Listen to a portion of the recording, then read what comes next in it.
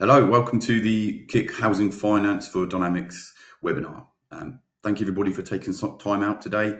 I know a lot of you would be busy with your year ends and it can be tricky to make time for these types of things. So we're really pleased to have such a great turnout.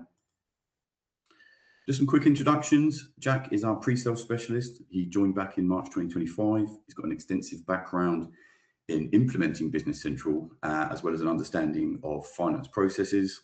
He's done a lot of different implementations in his time, including work on central government.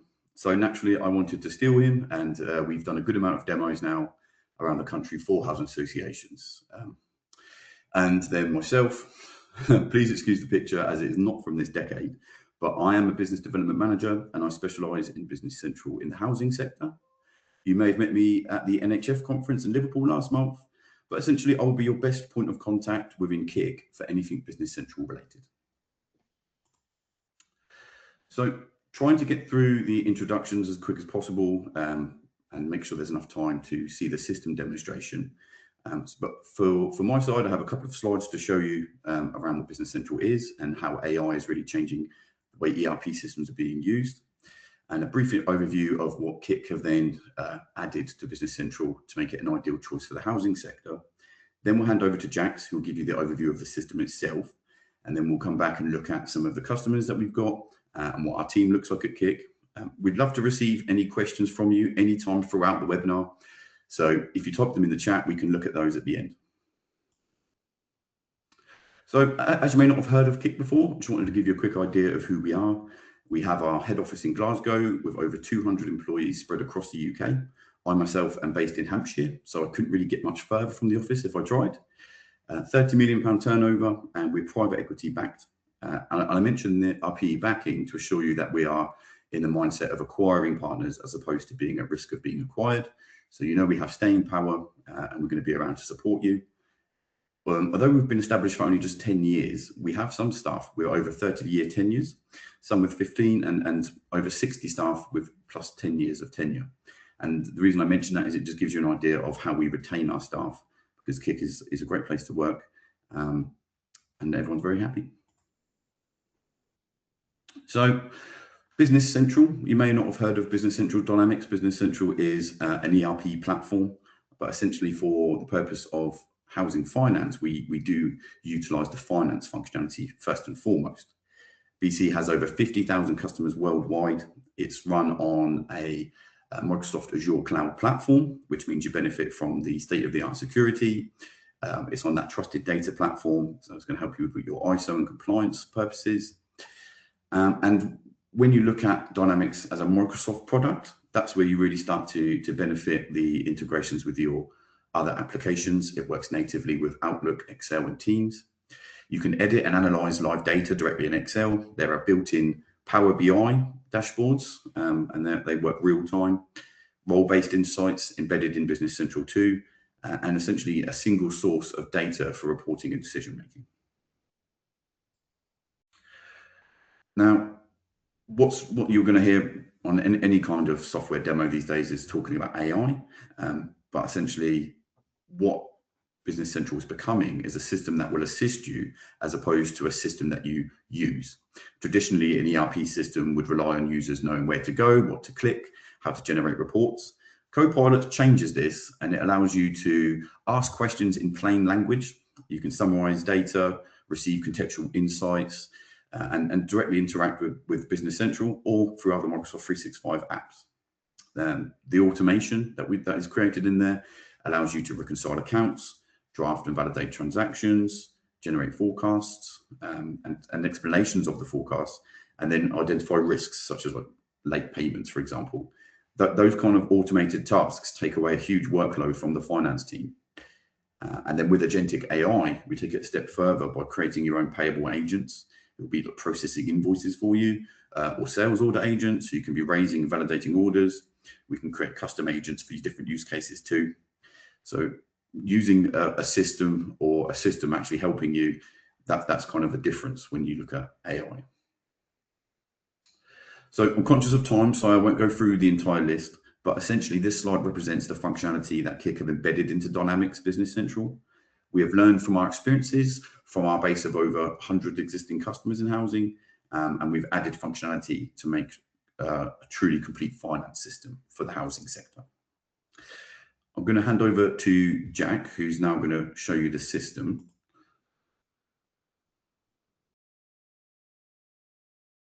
Thank you so much, David.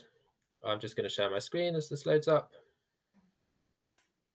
And then I will talk you through the different areas of Business Central, which we would like to demonstrate to you today. Can you see my screen okay there, David? Yep. Excellent. Well, first of all, just to echo what David said, thank you so much for taking time out of your day to join us for this talk through the Kick Housing Finance product. As David mentioned, we're very much going to focus on the elements of Dynamics which we've added over and above the base offering, and we've used our extensive experience in housing associations and housing finance systems to bring a set of capabilities to the fore in the form of the Kick Housing Finance product. So for those of you who may have not seen Business Central before, this is essentially the dashboard of a business manager. So the first thing to mention with Business Central is it is very much a role-based system. So the way in which users interact with the system, the way in which people use the system is very much tailored to what they require and what their role is in the organization. So the dashboards are very personalizable. We can customize these to show many different values. Here we have quick menus relating to ongoing purchases and payments. We have a whole set of bookmarks which we can save. We can change the layout of the dashboard. We can change the layout of every single page only to show what we require, so we can have a very clean and easy to use user interface. We also have our dashboards below. So on the left here, we have things which have been driven by our financial reports in the system. So we have values which are showing and graphs which are drillable. And then we have Power BI displays. So here we have financial displays, but we also have displays relating to data coming from distant systems. And Power BI is an exceptionally powerful tool when used with Business Central, as it's something which is already embedded within the application rather than having to be something which is seen in another window or in another tab. So if we were to take a comparison, I have a different view, so exactly the same company and exactly the same setup. But if we were to go to look at this company, we're looking through the eyes of a requisitioner. So somebody whose job is to track their requisitions and to raise requisitions in the system. So we have taken this, we have really pared down the view to present a very clean dashboard to allow the user to only see the options they require. So as David was mentioning, Copilot is another key element of the system. So Copilot is embedded throughout the whole system. So the basic thing that we have here, so we have questions that we can ask it how we do certain things in the system. It can show us data which it can retrieve from the system. And I think this is an exceptionally useful piece, especially for user adoption or for onboarding new users, because it has help and support on hand at all times. But the AI capabilities of the system are extensive. We can do automated bank reconciliations. We can do agents as well. So as David was saying, so in our agents, we have a payables agent, for example, and sales order agents. So these will process incoming invoices. They will process incoming sales requests. And these are standard ones. But we also have the ability to create agents as we require. And an example of this is an agent which I have created, which will automate the production of accruals in the system. So this is the way that Microsoft is going, is very much to look at how agentic AI can be interweaved into the system. AI, we know, is the future, but in the sense that it not only can help users, it can give them guidance, but it actually has the tools in its hands to carry out specific tasks. In terms of the analysis that we can do, so as David was saying, we can when it comes to actually being able to find data in the system. So if we take our vendor ledger entry, so our accounts payable entry, and we can ask it to create analysis for us. So we can ask it in plain English to produce reports for us. So in this instance, I have asked it just to show me a whole list of all my suppliers, and then I want to see by month what the remaining amount is. All I've had to do is ask it a question in plain English, and it's come back and it's given me a response. But The AI as well can be used in the system for things such as AI-driven cash flow forecasting, which up until now has been a specific challenge in organizations, especially in finance setups. And it can make payment predictions, so it can start to then roll in understandings of our different customers, how they're paying, and use that to adjust our expected forecast for receiving those payments. We also have a very intuitive search functionality. So not only has this will this take you to the place that you're searching for, but it will actually give you an explanation of what you're looking at. So if you type in payment, it will bring up different options, and it will give you an explanation as to what they're doing. So this is all AI driven, and it's not only about knowing exactly what menu you're looking for. It's actually context driven search. So from intuitive user interface standpoint, it's exceptionally useful. And as we were saying earlier, we have areas that we can open. We have menus we can open through into. We can open up different documents, and we can sort of continue to go through, and we can drill down.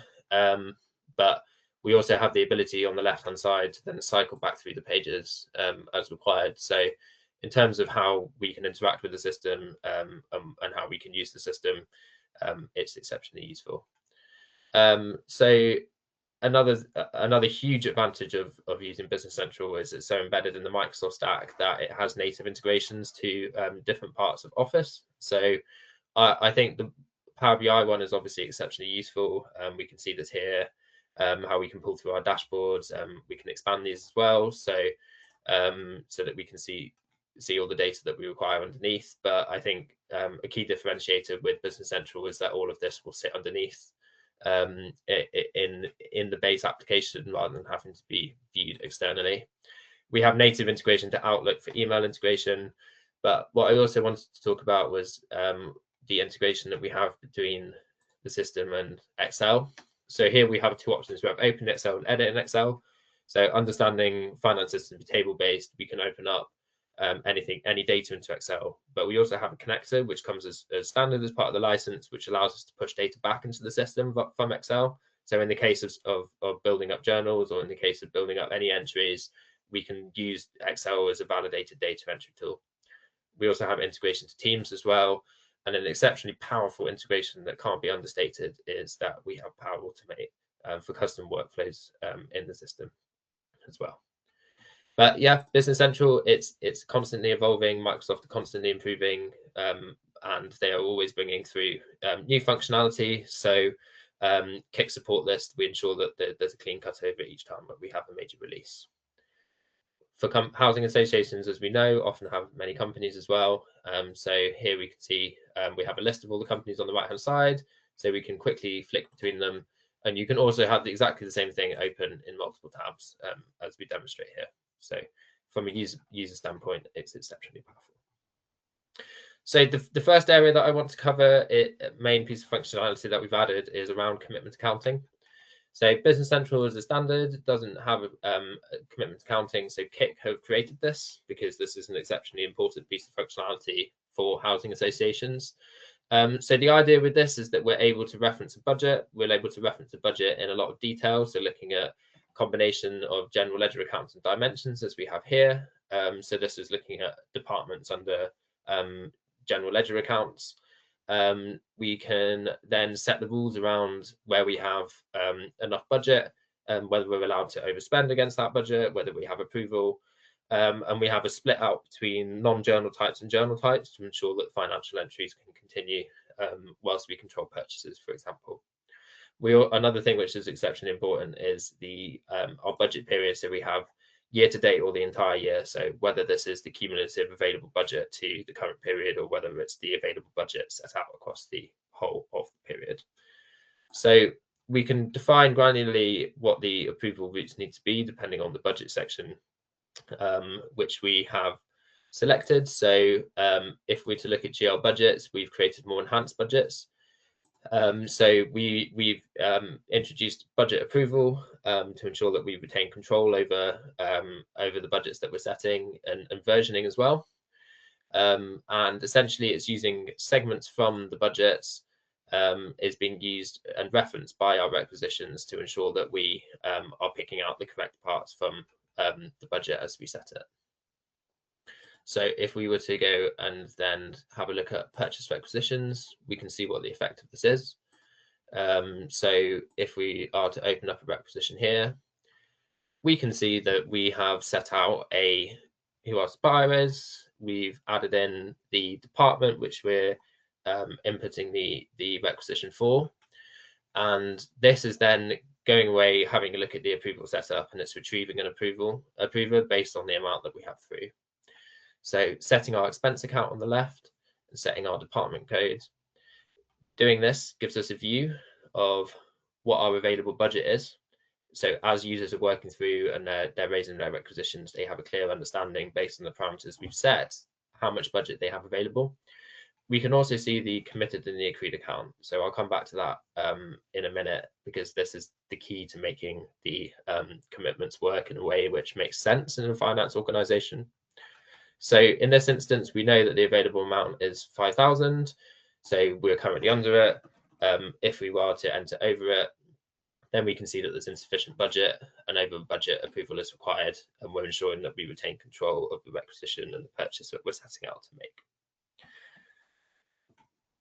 In terms of how these commitments then roll into one another, so we have an idea in the system. We understand these to be soft commitments and hard commitments. So our soft commitment is our transaction type commit. So this is where we have raised the requisition, we've approved the requisition into an order, but we are yet to receive. So prior to receipt, we understand these to be committed. At the point at which we have receipted the order, then this goes into our GR&I and becomes an accrual type. The transaction type accrue will allow us to then build up our accruals, and this is where we can start to use agentic AI to analyze down our commitments and produce the accruals that we require, and produce the recurring journals which we need at the end of each period to stay on top of a task which historically requires a lot of work, but is something which is now a completely systemized process. So in terms of when we look at our chart of accounts as well, so not only can we see our commitment account in terms of our commitments ledger, but we can actually see against so for example, we have our job cost account here. We can see how much we actually have committed and how much we're in the process of accruing, all the way into our chart of accounts. And my reason for showing this is to show how ingrained this functionality is through the system and how much control we've added in. We can also report against all of our commitments as well. So we can see, for example, here, we can build up a report. So in the same way that you would do your schedules, your management account reporting, we build this up to then give us a view across our actuals, commitments and accruals versus our available budget on the right hand side. So it gives control. It makes it easy for users to input and approve, but it also gives us all the information out the other side as required. The next area where we have made significant changes to the system is in VAT. So the whole purpose of us looking to change the way that the system will process VAT is to take away a lot of the decision around what VAT to use from the end user. So what we have done here is we have created the idea of a VAT by activity. And the example that I show you here is to show that we can do partial VAT, which is a key element of purchases in a housing association. We can link these into different business activities that we're undertaking, which would be entered on the line when we're entering any value. And then we can even link these into the different projects that we're doing. So it will understand the recoverability based on the project. But we can also have VAT shelters as a piece of functionality that we developed specifically for housing associations who have a requirement for VAT shelters, especially in the early days post an acquisition. So this is to show that we've considered the VAT shelter, but also the partial recoverability. Where this becomes even more important is where we have the VAT code lookup. So with the VAT code lookup, this allows us to combine a large number of parameters to then retrieve the VAT treatment for the end user based on what they've entered. So in this simple example here, so I've created an activity code, I've linked this into an expense account, and I've linked this simply to a department, but this could be linked into a business activity that we're doing. This could be linked into a project. This could be linked even to an asset or a fund. And then our treatment is our VAT product on the far right-hand side of this screen. So the idea with this is, as we're working through and we're entering value, the financial values, the VAT is calculated for the end user. The advantage of this is that it allows us to take away that decision from them. It allows us to streamline the way that VAT treatment is done, and it means that we have a lot less mistakes and a lot less adjustments that are required at year end. We are also in the process of setting up, so we can do a VAT recalculation as well. So we can do this.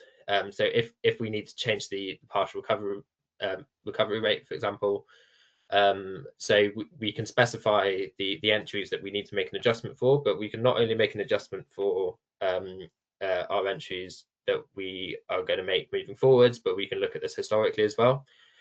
We're just in the process of agreeing with HMRC exactly how this should be done, but we expect this to come in our next release, so that where recoverability should have been at a different value over a period of time, we can have the system automatically work back through those entries, make the adjustment, and make the postings within the correct period, so that we get a true adjustment rather than ending up with an entry and a huge explanation to anyone looking in the records and looking in the audit. So those are the bits of functionality that we've added from a VAT perspective. So the next bit that I want to talk about is CIS. So we are one of the very few partners who created CIS modules. Our CIS module is actually available through AppSource as well as an extension to Business Central. So if there are any Business Central users who are present on this call at the moment who have a requirement for CIS, this is something that can be added into a live system at any point, and it's an application by extension. So just to explain how this works, so if we look at our CIS setup, we can the first thing to mention is there is a direct link to HMRC. So the whole point of this is that it allows us to calculate and total up our CIS. It allows us to create the correct general ledger entries behind it, but we can actually automate both the verification of suppliers and subcontractor statuses, and do our submissions directly through to HMRC. And what we have here is, on the right-hand side, is we have actually linked the system up to the HMRC API sandbox. So this is a real example of a true connected system, even in our demo sandbox environment. So if we are to go to our suppliers, so the standard supplier which is used by HMRC for the example is Sydney James. And we've extended the standard supplier. So on the supplier, we can see all of the standard fields which we would expect, but we also have a section here around CIS. And the CIS element here allows us to specify whether they are, what type of company they are. So in this case, it's a sole trader. We can view the UTRs directly on the system. But in here, we have calculated fields that are uneditable for the CIS tax status and the verification number. The reason for this is we have actually run the verification. So we can see the verification, which has gone to HMRC, is hit from HMRC, is brought back the value. And we can see that actually we have this a verification which has been systemized and it has verified their tax status. We can also use the CIS function to log the insurances that we have on the system, and then we can use something like Power Automate to create standard notifications to tell us when we need to go and investigate CIS. So if we then are to go to our purchase orders,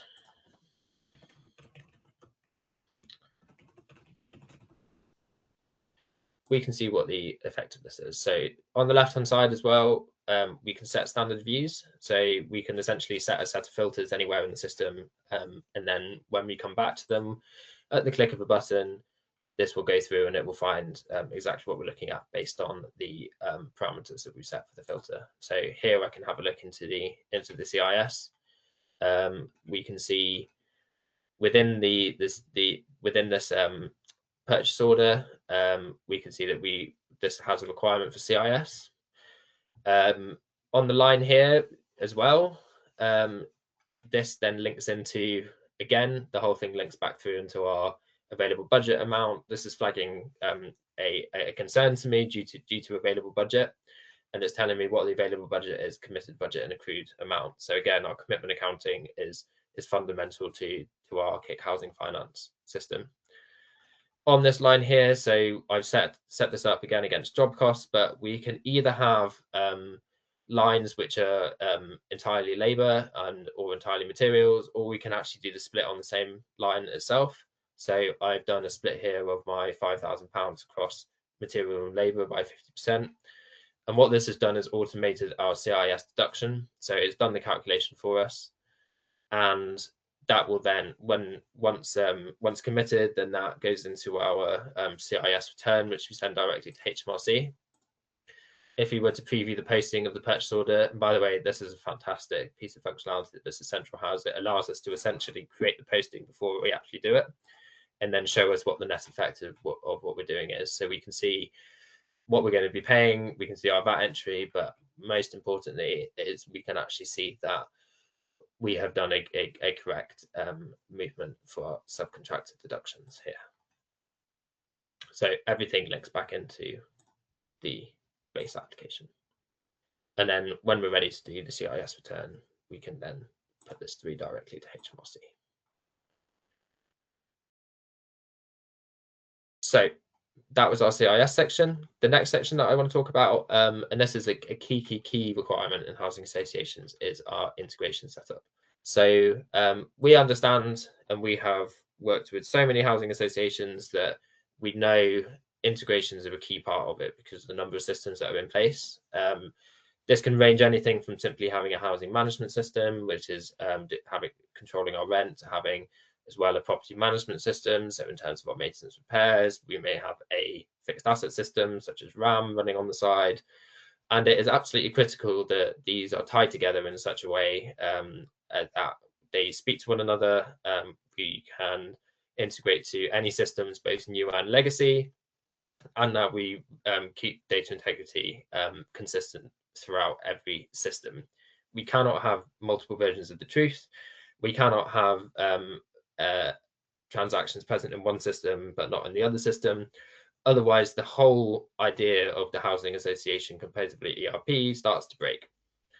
Here we have on the left hand side our import methods. So we have API imports, Excel imports, and code units as well. So I think when it comes to integration, the conception is often that the hardest part of an integration is the movement of data. I would actually say that whilst that's a critical part, it's equally critical to ensure that the data that we bring through is sufficiently processed, is correctly posted in its destination system, and that's where our code units work to understand the data that's come through and then post that accordingly. So what we can see here is, so for example, we have rents, we have payroll. So these are the types of things that we may be bringing through. And where we have Excel as well, so where we have legacy systems that don't have modern API capability, this can often be seen as an issue when it comes to integration. It can often be seen as a requirement for manual input, whereas actually we have the ability to come in and we can take those excerpts and we can say what our source and destination fields are, and we can do the mapping in here so that as and when those integration files are sent through, then we're able to pull them in. So one thing which we're going to bring through as well in our next release is the ability to copy an integration as well. So the whole point of having this integration hub is we understand what integrations are required in a housing association. We understand what the types of data that's going to be transferred, and we have done much of the work up front, so that when we come to creating these integrations, it's seamless, it's simple, and the integration is essentially half built for us. The next section that I'm going to move on to is around fixed assets. So this is probably one of the areas that we've done the most work on. So if we look at our fixed assets here, we have a list of fixed assets, and housing associations will often have anything from, I'd say, 2,000 properties up to 60, 100,000 properties, whatever it is. But what people often forget to take into account is that actually within those properties, there are many sub-assets. So actually the total number of assets is however number of properties times sort of 5 or 6. So we start to get to a point where we need a proper management system for these fixed assets. We need an ability to tie them together. We need an ability to automate the processing of things like depreciation. But there were also some bits of functionality that housing associations are particularly require. So if we use the search functionality here, we can go and look for one. So we have a context-specific search as well here. So I just typed in 460. I could have typed in 4-bedroom detached house, for example, and it will be able to look at the record. It's looking at it in a context basis rather than simply just looking to match values to find what we're looking for. And here we have a fixed asset. So this is our 4-bedroom detached house. If anyone didn't know what a 4-bedroom detached house looks like, then there we have a picture on the right hand side for you. So there are some basic bits of information which is always going to be needed in any fixed asset, regardless of whether it's in a housing environment or not. So we have our standard address where we're holding this, what our classification of this is, and also we have who's responsible for it as well. In our depreciation book, we've got our posting group against depreciation to ensure that as depreciation is automatically posted back, it's been put into the correct place in our chart of accounts. And in this instance, we have a straight line set up across 25 years and our book value on the right-hand side. Business Central also has the ability to hold multiple depreciation books in our fixed asset register and hold a fixed asset in multiple depreciation books.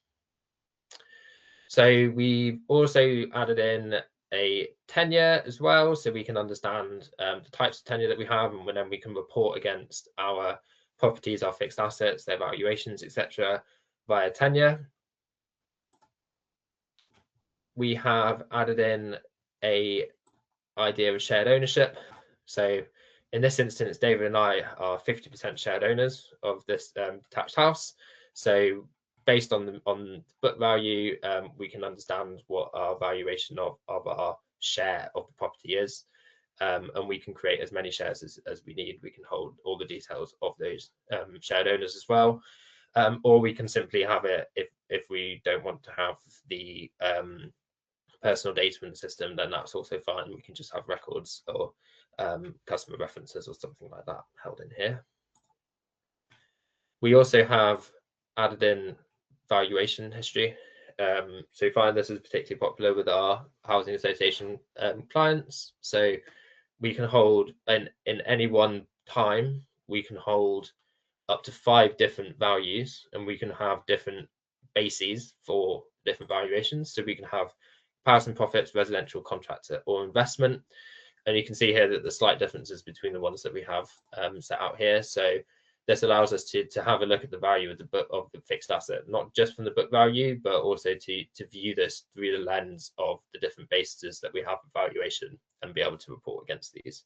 So if all this data that we're compiling, we can use our reporting tools, we can use our Power BI to then reflect the valuations back in the way that we wish to view them. We also can link a fixed asset to a grant.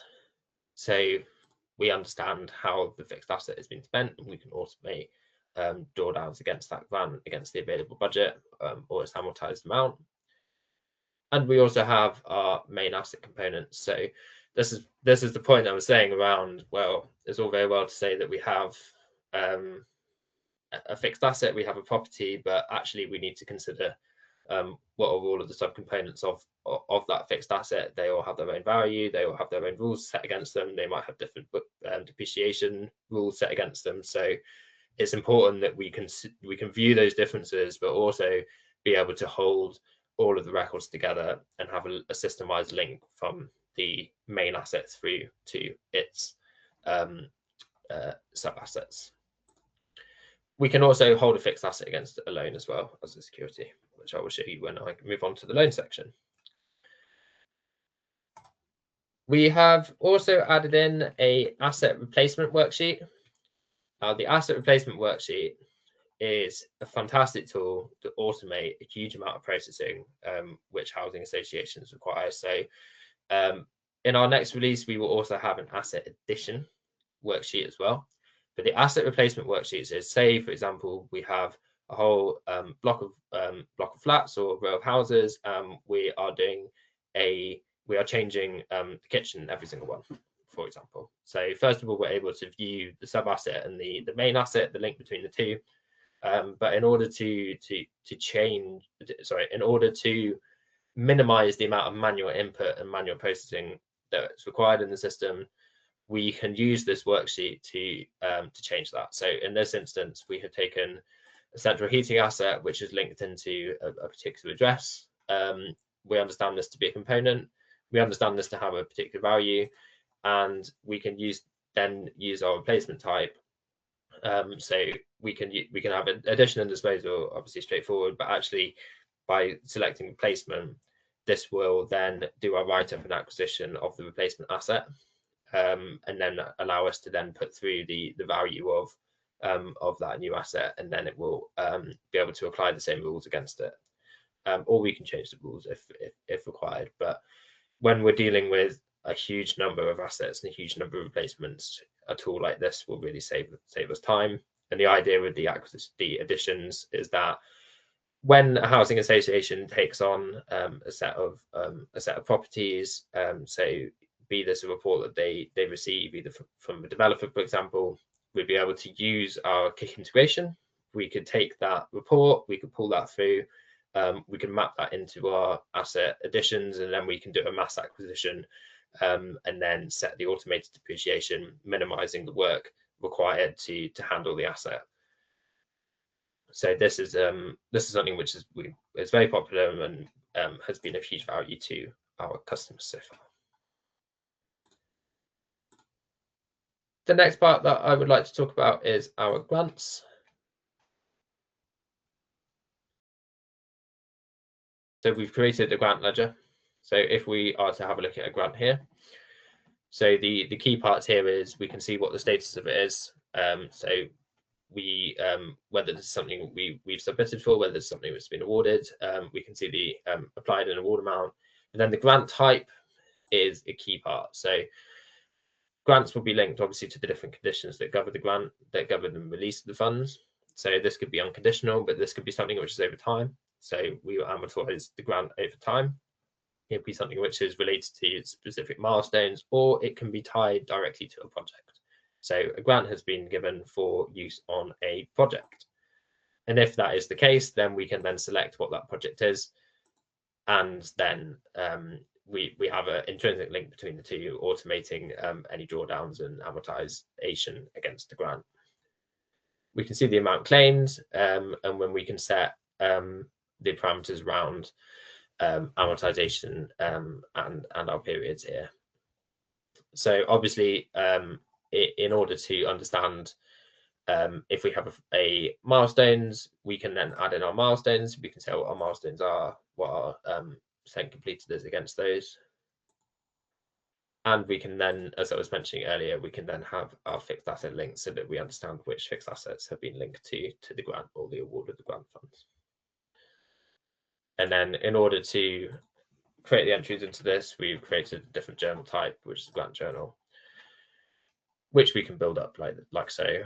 And again, we can then use our edit in Excel, which would allow us to then enter the data efficiently in Excel and then post this through once we have loaded that data through, making the required adjustment against the grant. In a very similar vein as well, we have added in our loans. So we have a loan list here. And we can view all the details against the loan. There are a couple of extra things that we put in here. So all the standard things that we would expect to see against a loan, how we're repaying it, what the interest rate is, when it's due to expire, etc., etc., etc. And then down the bottom are statistics around what our drawdown is, what our remaining amount is. But we have also got securities, first of all. So we've used the same asset that we were looking at earlier. We've used that as a security against our loan. So that's recorded here. We also have covenants as well. So our covenant here, for example, is our KPIs that we need to have bank funds in excess of £1 million. And we have the dates between which that always needs to be the case. We can report against this as well. So it's all very well having the covenant set there, but we need to understand what our performance against our loan KPIs are. So this is where we would use the our Power BI skills and our Kik dashboards to then be able to view where we think we might have an issue and to project where this would start to become a problem, so that we can act in a timely manner where we think we're going to fall foul of the KPIs. And if required, if anyone interrogates on it, we can always have that data ready to hand. It's not going to take someone a huge amount of time where they have to disappear for days or weeks on end to then find that as well. And then we have our fees and interest rates, as we would expect usually. So that is a very quick run through of the different areas that we have done in Kik for our Kik Housing Finance product.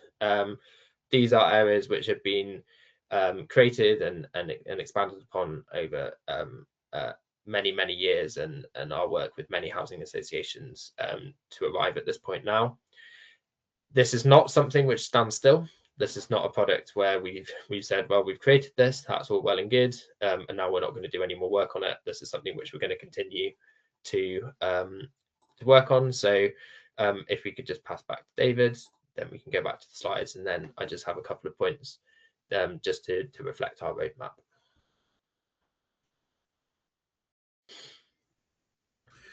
Thank you very much, Jack. Can you see my screen at the moment? Yes, yeah, we're back on the slides. So if you just go to the next slide, and then no problem. Have a list of. Okay, so obviously coming towards the end of the webinar, I wanted to focus more now on a little bit about what we have done and how we deliver these projects. So we've just picked out a few of our kind of key housing customers, but we do have over 80 housing customers. Some of them have been with us for over 20 years at this point.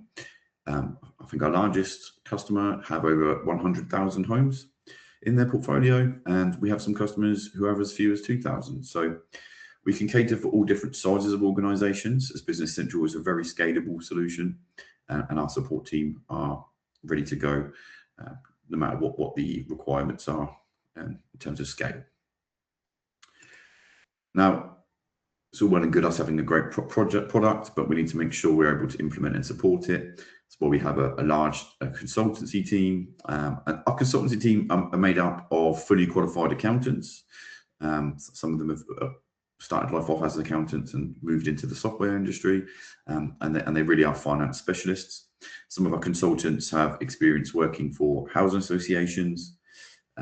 We have our development team who are continually adding the new housing specific functionality to our Business Central product, as Jack's been alluding to. And then we have our own in-house project management team and support team. And I feel like it is worth mentioning that all of our consultancy and support staff are UK based and full-time employed by Kik. We don't outsource our support. When you speak to Kik, you're speaking to a Kik employee. I feel like that is one of the ways that we retain our customers for such long periods. So what does it look like doing implementation with Kik? This is a pretty fundamental breakdown of how that would work. On the discovery phase, we'll dig into your requirements, really understand your pain points. What is it you're looking to get out, trying to design a KPI or metric for what a successful solution looks like. Once we then have completed the scoping, we'll have a very detailed plan, produce an FRD document, and then we can kick off the implementation. During the implementation, we'll do regular weekly or bi-weekly project management meetings and make sure that we avoid scope creep. Any kind of change management is kind of captured within those meetings. Make sure that you kind of retain control of the project. Then we'll make sure we complete thorough testing with you, go through a UAT phase where we will give you the access to the development environment, let you guys test the actual functionality, take feedback to see if there's anything that needs ironing out, then go around that kind of circle until we find a happy medium ready to go live. And then, of course, we will support you throughout and post the implementation too. And we'll do a QBR usually with most customers to just look at how things have been and what you want the system to do, perhaps beyond what it is currently doing. Now, social value is definitely a huge topic for us when we speak to housing clients. And as I say, myself and Jax have been around a number of different housing clients, and it's actually very endearing to see the level of social value that is now being enforced by housing associations. So KIC tried to follow suit with this. We have a formal volunteering program, and it gives employees time off of work to give us the opportunity to support community causes. So with that full paid leave, we do things like work with food banks, homeless charities, community projects, anything that is close to the heart of the team. And we often also sponsor events for our customers too. So if you have a social event that you're looking for support on, absolutely can count on KIC to be willing to support on that too. So for this final slide, I'm going to hand over to Jax, which is talking about what we are bringing out. I know he's alluded to this slightly in some of the earlier during his demonstration, but this is some of the new functionality KIC are planning to release. So just to chat through this, so as we were saying on the demo, so we've got the automated historical VAT adjustments when the recoverability rate changes. So this allows us to then go back and historically change things. So we're agreeing how to do this best with HMRC to ensure that everyone remains compliant. On mass asset acquisition, so this is much like our replacement worksheet, but this will make acquiring a large number of new assets very straightforward and massively minimize the amount of processing work which is needed. The ability to copy and integration, we're bringing into our integration hub to make creating new integrations even faster and easier. Our grants, we will be able to split and recycle them. So as grants need to have different rules governing them, if you've agreed that we can actually use them for different things, then we can split and recycle them. And we can then allocate grants to an asset. So rather than just doing it by value, we can do it by a percentage of the grant, which is often more reflective of the reality of grant processing in our fixed assets. As required, we can then also pause amortization. So if for whatever reason work has stopped or something's been held up, then we can then stop that. And then, as I said, our loan covenant reporting.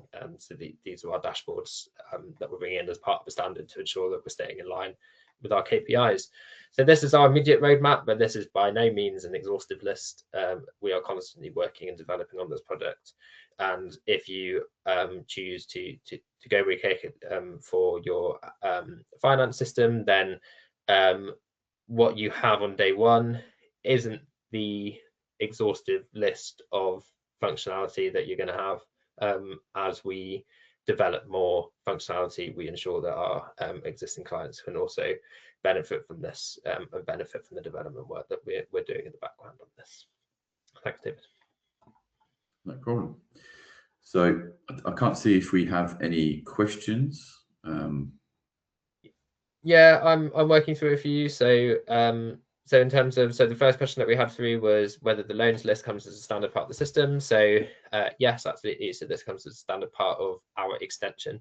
So it's an important differentiation to make, is that the base Business Central, everything that I've shown today is part of the extension that we've written to Business Central. So it sits on Business Central, it sits within the user interface, and to all intent and purposes, the end user is exactly the same system. And the loans list is a standard part of this. In terms of a standard list of reports, there was a very extensive list of reports which we can produce in Business Central. And the question then asked whether it's easy to create your own. Absolutely, it's very easy to create your own.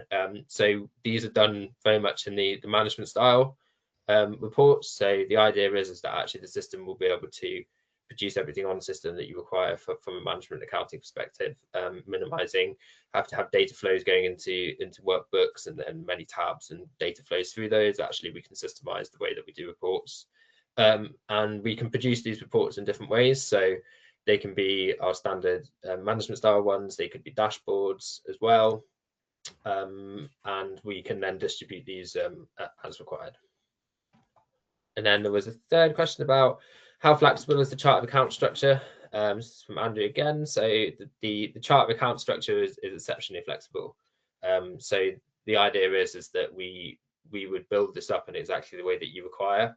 I think these projects are often a unique opportunity to make any changes to your chart of accounts, and this is definitely the time to do it, because when we come to do any data migration, data mappings, then that'll be something that we'll need to take into account, and it's more difficult to do it once the system's gone live.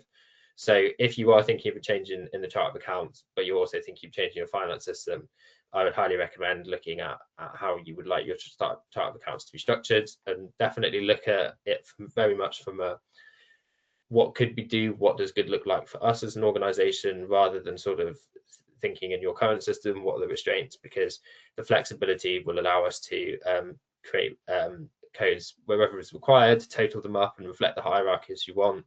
And I think another thing to note as well is you can always have alternative hierarchies.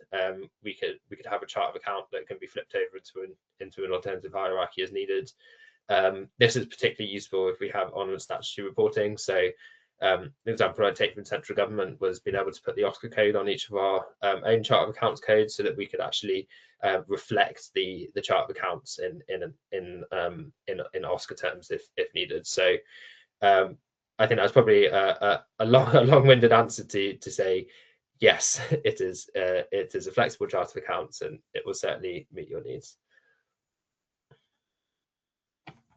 See if we have any other questions coming through.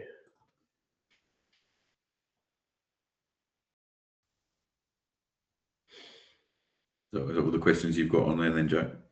Yeah, I think those were the three that we've had through so far. I think I guess to say at this point as well that this is not the only time we can ask questions. You can reach out to us at any point, of course. Yeah, I know some of you on here would already be in a conversation with me on email, but I'll definitely be looking to reach out and offer assistance to anybody who is looking to learn more. If you'd like more of a tailored demonstration, it would be great to engage with anybody that's interested in Kick Housing product. So if that's all the questions we've got, we've managed to do this 7 minutes short, which was a bit of a feat, don't you think, Jax? Not too bad, eh? Too bad. Well, it was a pleasure to be able to share all this information with everybody. Hoping to hear from any prospective clients who are looking to move forward in replacing housing systems. Obviously, I am the best person to reach out to. You're most certainly going to get an email from me anyway. So if there is any other questions or things that you'd like to explore, please do let us know. Yeah. Thank you, everybody. Thank you so much for your time.